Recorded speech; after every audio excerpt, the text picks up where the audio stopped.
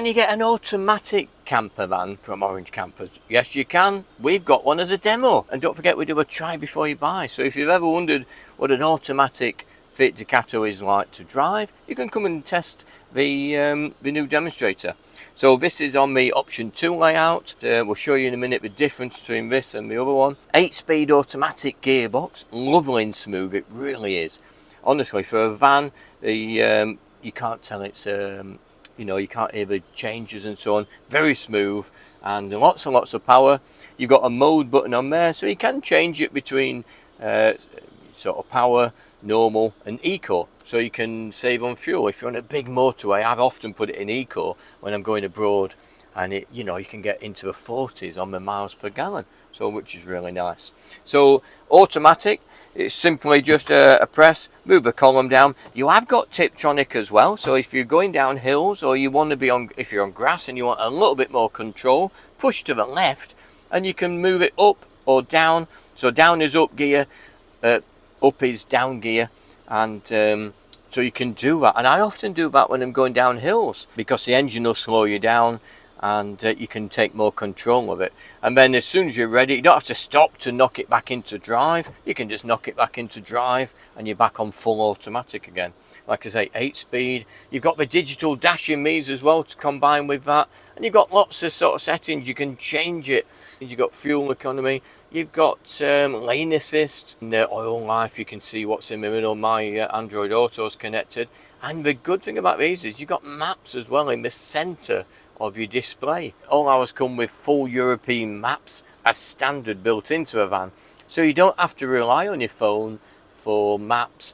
And they're very clever maps, full European maps on there as well. Go back into auto and Android there, and then the display is very good. You can change into kilometers at a press of a button, which is really useful. I like that when I'm going abroad. It just makes life a little bit easier, nicer to drive. You've got a full aircon, you've got wireless chargers in there, and the aircon works amazing. Don't forget you've got a power socket under there as well, so things like that. USB charging everywhere. You've got USB charging there and a old type power socket, so things like that. Now I use that one because we use the little Totalcool unit.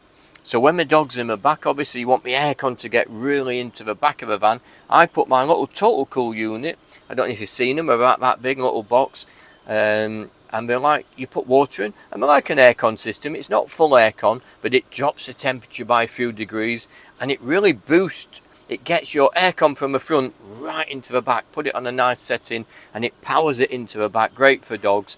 Plus, when the engine stops, you can take it out of that socket, put it into the rear and carry on the air circulation, and leave the dog sat in the van with the door shut if you're in there, and you can let lots of fresh air, or you need it yourself. So that's the automatic. Don't forget you've got the digital driving mirror as well. So you've got full 2 cameras on these vans.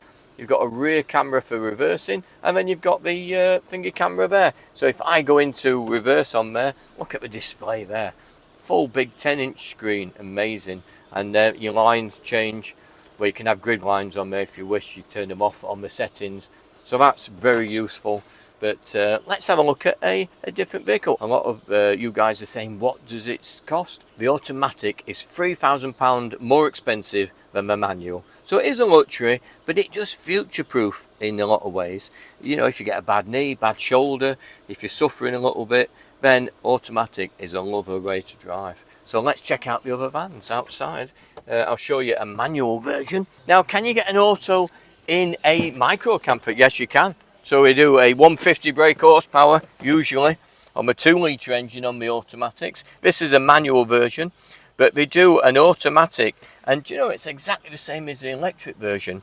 There's a little button down here. You just flick it down into drive and flick it up to reverse and so on. So you can get full automatic in the micro camper as well. And don't forget, we're looking at building on the electric version, which are all automatics anyway. So if you want an auto, or if you want an electric version, let us know. Now this one obviously is a manual, so exactly the same van, but it's just a manual version. Some people love manual. It just saves, like you say, 3k off the price. 6-speed, more miles to the gallon, I guess, because the auto just reduced the mileage to the gallon a tiny bit. But yes, if you like manual, we still do the manual version as well. I'll pass that back to Jess. So whatever you like, if you prefer manual or automatic, don't forget all ours come now electric handbrake. So there's no big handbrake on this side where there used to be on the Fiats. It's all electronic handbrakes now, and much easier to drive. So if you're looking for an automatic, yes we can, and we've got them in stock. In fact, probably 70-80%, is it 80% roughly, are all automatics now. A lot of customers are choosing the automatic. Let me know what you think about manual versus automatic, and don't forget, come and book a workshop tour, and we'll see you soon.